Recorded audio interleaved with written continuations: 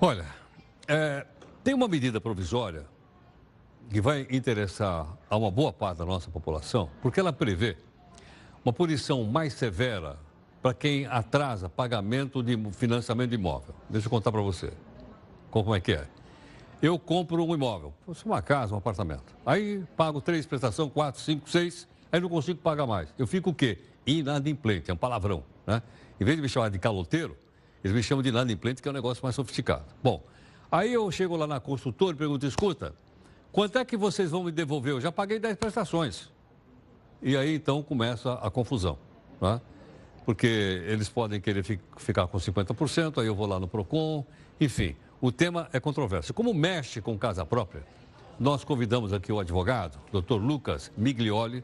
O Dr. Lucas é especialista em direito imobiliário, né, e vai nos orientar. Lucas, boa noite, fica à vontade, muito obrigado pela gentileza. Bom, Lucas, então eu comprei um apartamento ou a casa, aí paguei lá 10 prestações, fui mandado embora daqui do emprego, não consigo mais pagar. O que eu faço? Que problema, hein? A gente tem uma situação atual muito delicada com relação a essa situação, porque o país vive um momento político, um momento econômico também muito delicado.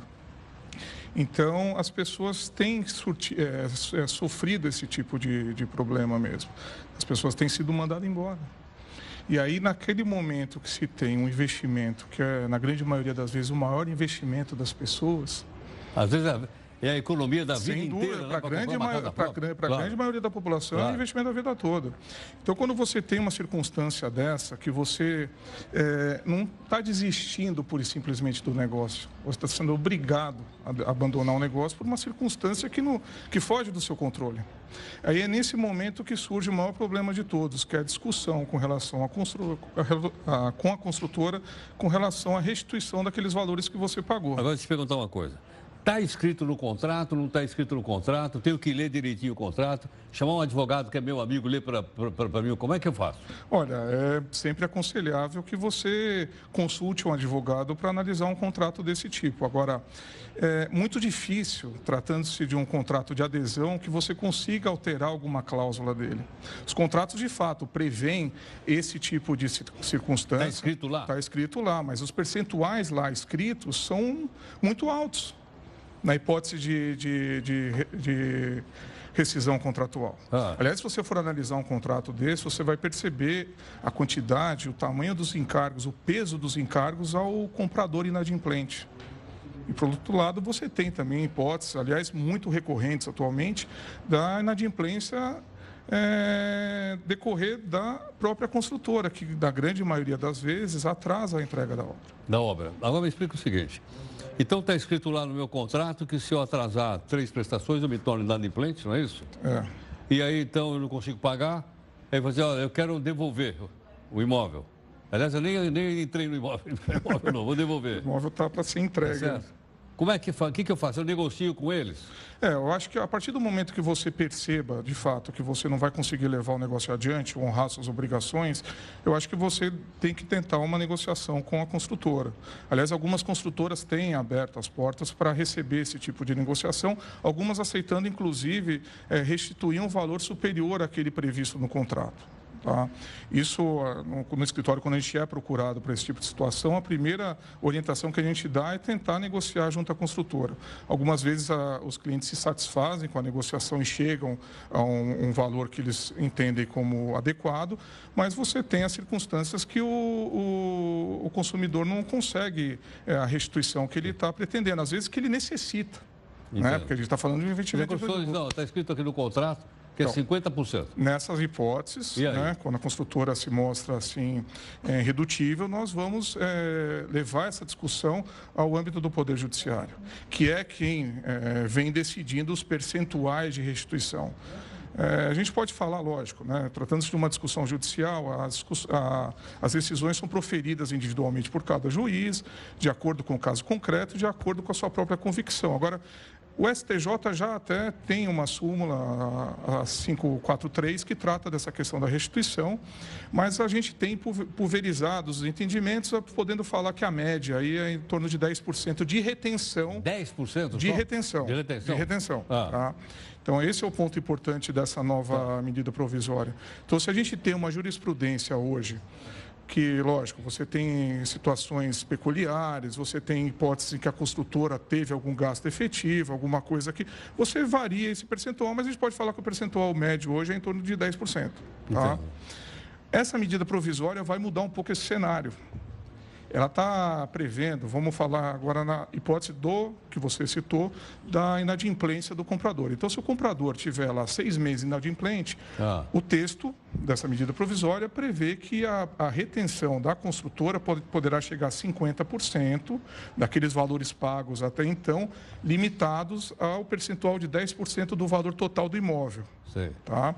Se a inadimplência for de 3 meses, esse percentual cai um pouco, reduz, mas ainda assim se torna um percentual muito maior do que se tem na jurisprudência hoje. Então, se eu não conseguir pagar, é melhor eu começar a negociar logo? Sem dúvida. Não esperar 6 meses? Sem dúvida. Quer dizer, no terceiro mês, se eu não conseguir pagar... Essa medida provisória ainda não está em vigor, ela é muito questionável. Até a adoção da própria ferramenta da medida provisória é questionável, porque a medida provisória ela tem que estar baseada em 2 pilares, né? A relevância e a urgência. A relevância dessa questão, a gente pode até entender bem, porque ela engloba um setor muito importante para a economia brasileira, que movimenta milhares de... E mexe com a vida de muita gente. E, por outro lado, para o consumidor, mexe com a vida. Aliás, de novo, é um investimento, é o maior investimento que a grande maioria das pessoas faz durante a vida. Ponto.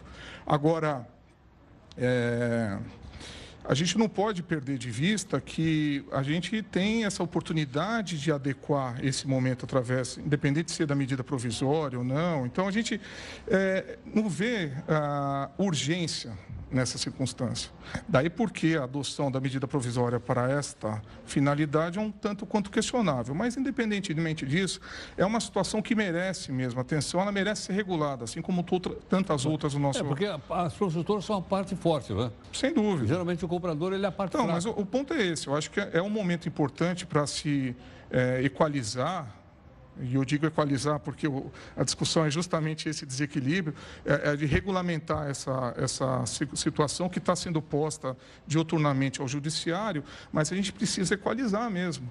Entender quais são as responsabilidades de um lado e de outro. A gente não pode onerar tanto o consumidor. Também, por outro lado, a gente tem que entender que a construtora tem toda uma programação financeira, tudo. Agora, quando o consumidor resolve, aliás, nem resolve, né? Na grande maioria das vezes ele é obrigado a desfazer o negócio, a construtora retoma o apartamento. O patrimônio está lá, aliás, muito mais... Ela não perdeu. Não perdeu e pelo contrário, né? Quando você tem um imóvel na planta, você vai agregando valor no longo prazo. Então, ela recebeu... Vai ficando pronto, ele ganha preço no mercado. A gente sabe como é que o mercado vai agregando valor ao apartamento. Só que, nessa hipótese, o comprador fica muito onerado, porque ele vai receber aí, ainda que seja 10%, qualquer percentual nesse negócio é impactante. Então, ainda que se entenda pela jurisprudência que, de fato, os 10% são razoáveis, em muitos casos eu acho que são mesmo. Agora, quando você começa a falar em um percentual acima disso, ainda mais 50%, fica muito exorbitante mesmo, né? Então, eu acho que o momento é importante, é uma situação que precisa, de fato, de uma regulamentação, mas é importante entender as necessidades dos envolvidos, das construtoras, do consumidor. Afinal de contas, o país todo está sofrendo com o momento econômico. Né? O advogado, doutor Lucas Miglioli, especialista em direito imobiliário, gentilmente aqui conosco. Lucas, então, ainda que a legislação e a regulação, como você explicou bem, ainda ela deve vir por aí. Uhum. Qual é a orientação que você dá para o pessoal, então, se porventura o cidadão não conseguiu pagar o primeiro um mês da compra do apartamento, o segundo mês, ele espera ou não espera? Pela sua experiência, qual é o melhor momento para começar a negociar? Eu acho que a gente nunca pode deixar a situação, não só essa, mas outras situações que às vezes vai até para condomínio, né? Sem dúvida. Então, não deixar a situação chegar num ponto que você não tem mais alternativa. É importante você pensar no longo prazo, porque o negócio imobiliário é de longo prazo. Tá? Ainda que você tenha a construção aí durante uns 36 meses, até um pouco mais, você muitas vezes tem um financiamento lá para frente. Então, você estica esse negócio no longo prazo. Então, é importante você ter uma visão assim. Tá? E, por outro lado, você tendo alguma dificuldade, já percebendo que você vai enfrentar, você tem que começar a se preparar. De repente, tentar já bater na porta da construtora, tentar negociar com ela, consultar, se for o caso, um advogado, para que ele assessore nessa negociação, porque o advogado ele tem que ser consultado não só para entrar com uma ação judicial. Até para não entrar, né? Exatamente. A gente tem que buscar uma solução extrajudicial. Aliás, os tribunais estão abarrotados por discussões que estão, poderiam ter sido resolvidas extrajudicialmente. Aliás, se faz um esforço enorme para conseguir a conciliação de todos aqueles problemas. Então, lá no escritório, por exemplo, nessa discussão, a gente sempre vai orientar o cliente a tentar uma negociação extrajudicial no primeiro momento. Lucas, muito obrigado. Eu que agradeço a oportunidade. Muito obrigado. Bom, com a participação, então, do nosso convidado, Dr. Lucas Migliori, especialista em direito imobiliário, nós esperamos ter ajudado, né, as pessoas todas que estão nessa situação de compra de imóvel, que não conseguem pagar, uma orientação de uma pessoa que conhece bem o mercado imobiliário. Bom, a gente vai fazer um rápido intervalo. Em 30 segundos, a gente está de volta.